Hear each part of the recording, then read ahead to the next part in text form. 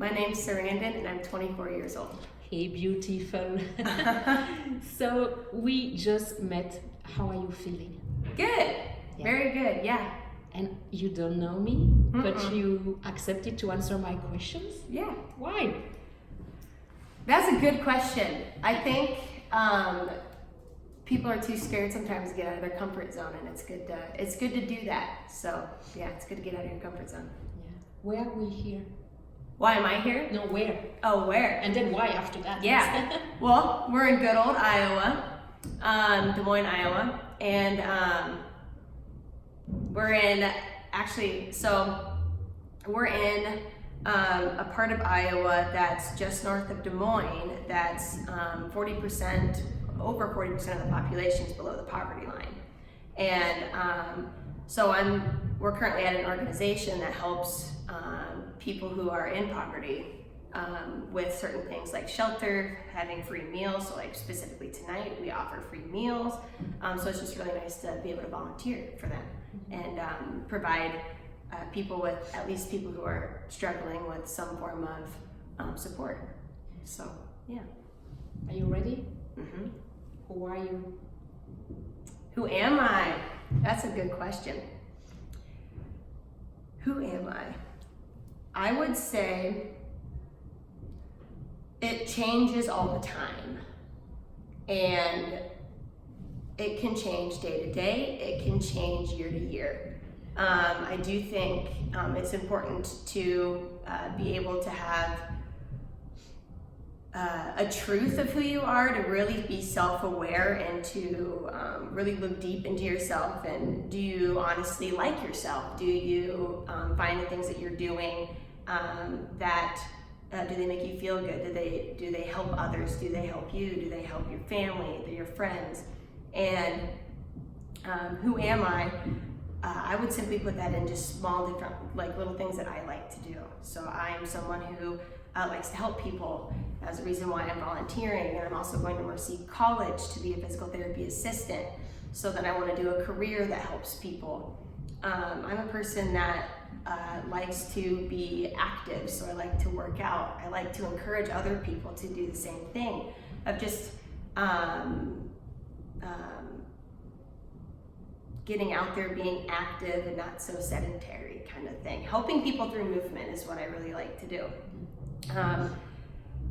I love my family, I love my friends. I identify myself through them as well. I like to keep those relationships close. And I always have, my close niche of friends that I know I can go to for support, and they can come to me for support. So yeah, I would say I'm very family-oriented, friend-oriented, and movement-oriented. Would you like to share a bit of your story with us? Yeah. My story. Let's see. We could kind of start when I was younger. I come from a divorced family, and so when I was 6 years old, almost turning 7, my parents got a divorce, and they're complete opposites. So I don't even know how they even became married. My mom is married to a pastor, and she is very Christian, and my dad is the exact opposite. He's an atheist, and she's Republican, he's Democratic, that kind of thing. So I had I like to say I had kind of the extremes of both worlds. My dad's a CNN loving liberal, and so it was interesting to be able to grow up through that, and then also decide kind of where I wanted to be in that spectrum. And so I think it was very refreshing, yet also anxiety provoking, that I had so much versatility or variety in my growing up. But I think that's a strength. And so that's kind of how I grew up. And then I went to Iowa State University, where I got my bachelor's in kinesiology, which is the study of human movement. Yeah. And I didn't get into PT school, but I didn't let that stop me. I wanted to pursue physical therapy still, and if I could do it in other ways, I would do it in other ways. And physical therapy assistant kind of brought to light. And I thought that would still be a very good way that I could still pursue something that I wanted to do, and still possibly become a physical therapist instead of a physical therapy assistant, if that's where my life leads me down the road to. Right now, it's leading me towards physical therapy assistant, and I'm happy with it. And yeah, that's kind of my life in a nutshell. I have 2 brothers, and so I got to, I didn't have any sisters, so I didn't get to ever really experience that, but I've got, 2 great brothers that, one's older and one's my twin. So, I got to play football and sports, so maybe that's where I got my whole movement kind of aspect towards myself with them. I played sports in high school, played sports in college. What brings you joy? What brings me joy? Exercise brings me joy. It really does. It does make a big difference. I know on a day where I don't at least go for a walk, or if I don't do something that's gives me some type of physical activity, I definitely feel not as I doesn't mean I feel sad, but I feel that much better. I feel a little bit better after I exercise, which is really nice. So that brings me joy. My family brings me joy. I try to visit my grandparents when I can. I try to visit my mom when I can. I try to visit my dad. I had free time this weekend, and I'm like, what am I gonna do? And the first thing I always think of is, oh, maybe I can go visit my grandparents. Maybe I can go visit my mom. Maybe I can go visit a friend. That kind of thing. That stuff brings me joy. What is your biggest fear? Ooh. Biggest fear. Good question. Because when you think about fears, you don't want to think about it.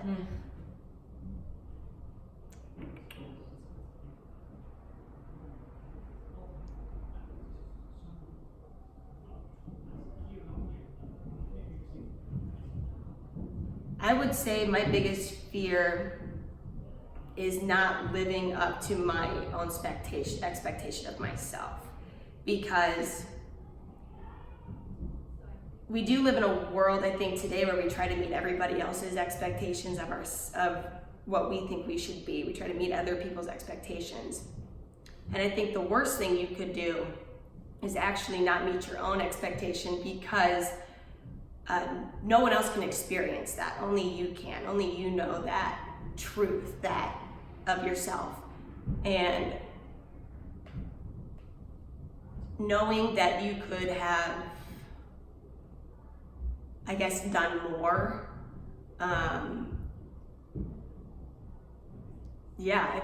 Knowing that you could have probably done more and not met your expectation. And again, you can't meet it every time. You can't give 100% every time. But yeah, I would just say not meeting your own expectation would be my biggest fear. What are you proud of? What am I proud of?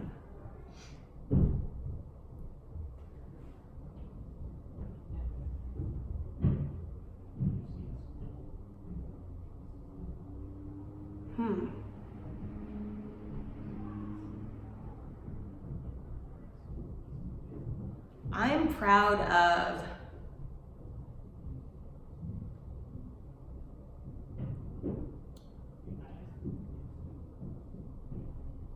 I would say when I didn't get accepted into physical therapy school. Sorry, that's emotional. I didn't meet my expectation, and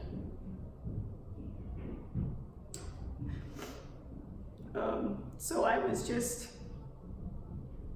really down, and with that comes a lot of, when you don't meet that expectation, it brings on, mental illness, and that stuff happens.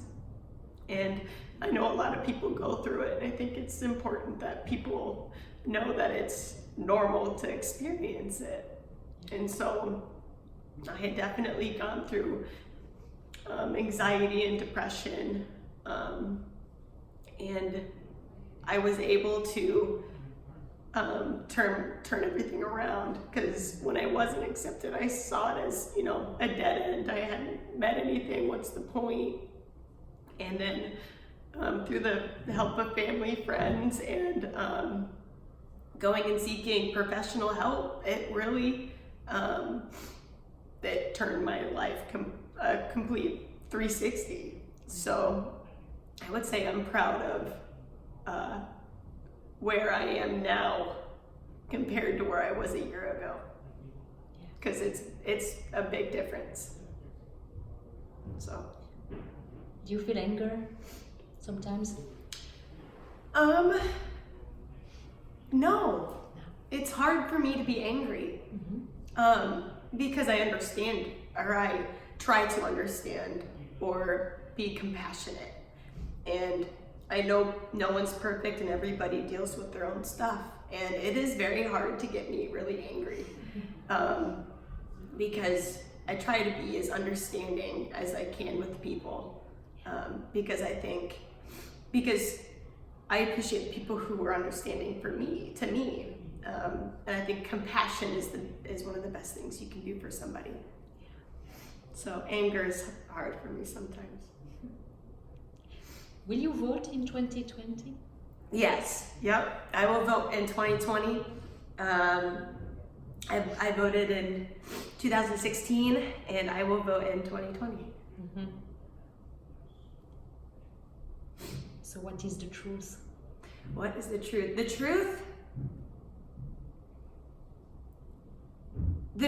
truth is anything and everything. The truth is your own personal spin on it, your own personal journey, everyone has different experiences. So not everyone's gonna have the same truth. And I think it's important to understand that. And there's no right and there's no wrong answer. I think what's important is that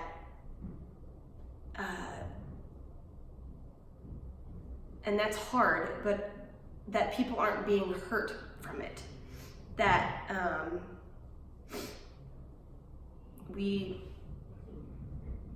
sit and we listen. We're not here to persuade or change ideas.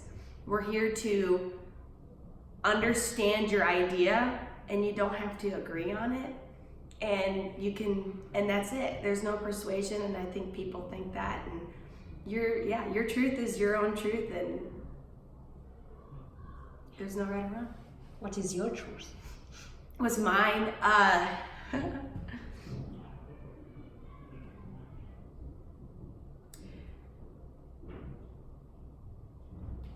My truth is treat others how you want to be treated. And that I try, and I'm not saying I'm perfect at it, because I could do something and not realize that what I'm doing is actually hurting that person. And but being able to recognize that, apologize, and change what you were doing is important. So treating others how you want to be treated is my truth. That's something I try to live by. Is there anything else you would like to add?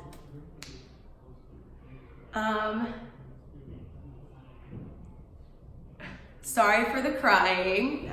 Why? Sometimes I can get emotional. What do I want to add?